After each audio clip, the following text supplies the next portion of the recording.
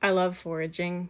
Like, I really love it. This time of year is foraging heaven because you have so many dandelions growing.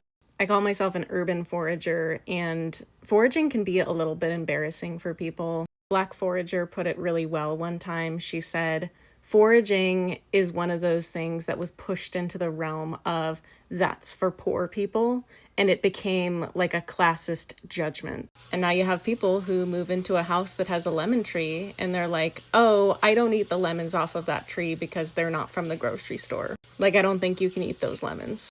This is one of the insidious ways that we have been separated from our natural environment and told we can only have the things that are sanitized and standardized. And it really sucks that foraging was relegated to the realm of desperation and need, because foraging is one of the main ways that I access the feeling of abundance. I have this feeling that no matter what, if I am in need, there's going to be something there, and I need only discover it growing out there in the world. If I could describe my community organizing efforts, it would be to normalize the things that are supposed to be for poor people. So, foraging, riding the bus, going to a thrift store, or going to a free store.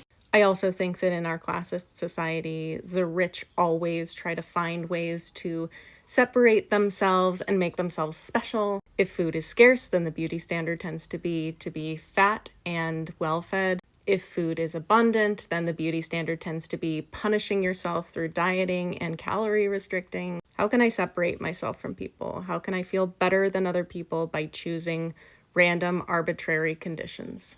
That's why my approach in the community in bringing people together has been not so much trying to meet the needs of people who are very in need, but to normalize for everybody the fact that sometimes we are in need. Because I feel like people come to me and they say something to the effect of, I am in need and I am embarrassed about that. And my message to you is, you don't have to be embarrassed about that.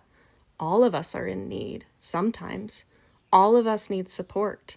And all of us enjoy public goods, such as riding the bus or going to a free store. And the only reason we would need to separate ourselves is if we lacked self-esteem and we needed to look better than other people, which is so silly because it makes you feel worse. So when I'm out there foraging on the roadside, I think about these things. The plants are not stupid. They always grow where there are the most people, which means there are maximum amounts of embarrassment.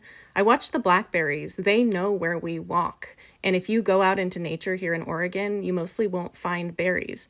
They grow on the most well-traversed trails, which is fascinating to me. And starting about now in Oregon, there are these successive waves of foraging items you can find. So the first is dandelions, and then you have nettle leaf, which you can make pesto out of. You have dead nettle, which are these little purple flowers. If you're lucky, you can find morel mushrooms, and then you just have waves of berries. First salmon berries, then thimbleberries, then if you're lucky, you can find raspberries, and of course blackberries.